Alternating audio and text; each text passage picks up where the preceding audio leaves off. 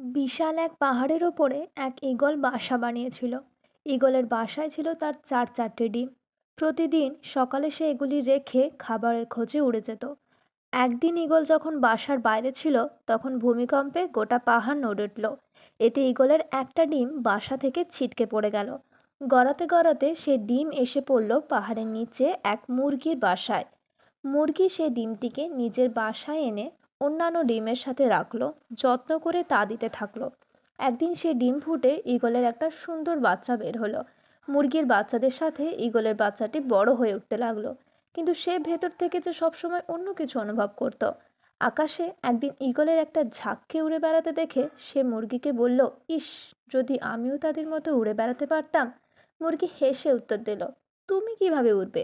তুমি তো মুরগি, আর মুরগি কখনো ওড়ে না। ঈগল মাঝে মাঝে তার স্বগোত্রদের উড়ে বেড়াতে দেখত এবং স্বপ্ন দেখত সেও তাদের মতো উড়ে বেড়াবে। কিন্তু প্রতিবারই সে তার স্বপ্নের কথা জানালে মুরগি বলতো এটা একেবারে অসম্ভব। মুরগির এই কথাটি ঈগল বিশ্বাস করতে শিখল এবং তার জীবনটা বাকি মুরগিদের মতো কাটিয়ে দিল। অনেক দিন এভাবে কাটানোর পর একদিন সে মারাও গেল। আসলে আমাদের জীবনের সাথেও এটা চরমভাবে মিলে যায়।